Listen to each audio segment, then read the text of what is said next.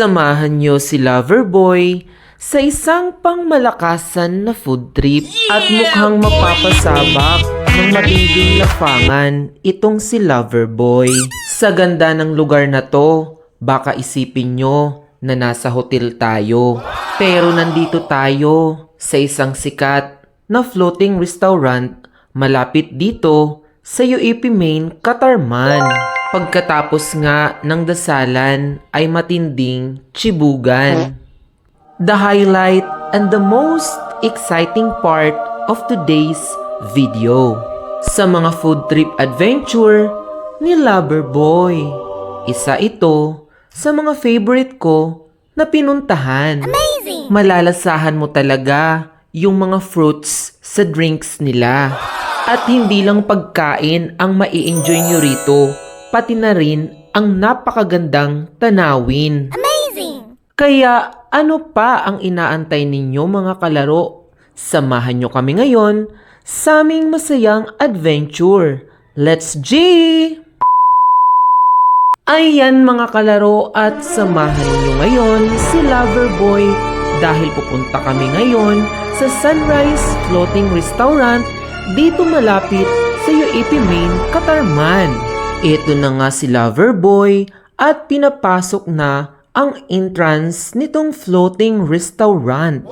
At dahil nga ako ay nagugutom na at excited na rin na tikman ang kanilang mga menu, eto na nga at bubuksan na natin ang pintuan nitong entrance. At grabe nga mga kalaro, super na amazed talaga ako dahil akala ko ay nasa 5-star hotel ako. Dahil nga sa laki ng kanilang mga French windows, ay makikita mo talaga ang magandang view sa labas. Naka-air conditioner nga pala dito sa loob at makikita nyo rin ang mga mangroves at mga maliliit na mga isda. Napakaganda rin dito sa loob dahil ang taas ng kanilang ceiling. Maganda talagang mag-explore at isama ang buong pamilya dahil siguradong worth it ang bandings.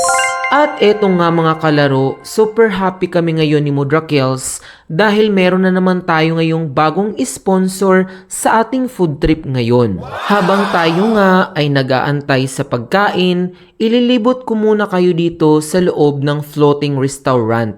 Eto talaga yung gusto ko sa bahay namin, yung malalaki yung mga bintana. Maglalagay lang ako ng langis sa katawan kung gusto kong lumayas at lumipad. At eto naman dito mga kalaro ang aming living room. Char. Okay sige, pumasok kayo, mag-buffet na lang kayo. Charot. Patron yarn. Ayan nga ang aking bayaw at siya na ang bahala sa menu. Ang sarap talaga kumain, 'di ba? Pag libre. Nakakatuwa nga dahil may mga sponsors at ako naman itong tagakain. At ayan nga mga kalaro at nandito naman tayo ngayon sa labas kung saan makikita ninyo ang mga mangroves at meron dyang mga maliliit na isda. Ayan ngayon si Mudrakels nakasiting pretty aka Clover at sayang hindi niya ngayon kasama ang kanyang anak na si Finger dahil sila ay Finger at Clover. Eto na mga kalaro ang pagkain at excited na ngayon si Loverboy. At nagpapasalamat rin pala kami sa sponsor ng ating food trip ngayon. Walang iba kundi si Tita Josephine Tubelio. Thank you so much. Sa mga gustong mag-sponsor dyan, welcome kayo dito sa aking vlog. Karamihan talaga ng aking mga food trip vlogs ay puro talaga mga sponsor. Ganun. Thank you. Mang Gorino. Kay sino? Ikaw, bait? Mang Gorino. Tanging ganda at prayers lang muna ngayon ang ambag ni Loverboy. Sige kuya, palapag mo na lang dyan at kami na dyan ang bahala. Nang mailapag na nga ang lahat ng pagkain, ay nagdasal kami at nagpasalamat sa mga blessings na aming natatanggap. Napakabuti talaga ng Panginoon dahil sa mga biyaya na ibinigay niya sa aming pamilya.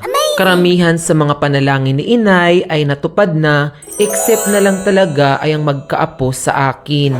Ano ba naman ang aasahan niya na wala naman akong ibang ginawa kundi ang maging tagakain. At yun ang focus ng aking career ngayon. Kain to the left, pagkain to the right. At kahit naman talaga anong subo ko ay hindi talaga ako manganganak. Hala, sige Vanya, lafang pa. Ang sarap talaga ng timpla nitong fried chicken. Super juicy. Parang ako.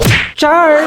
At ayun nga, super enjoy talaga ngayon si Loverboy. Thank you mga kalaro for watching. See you in my next vlogs. Bye! Mwah!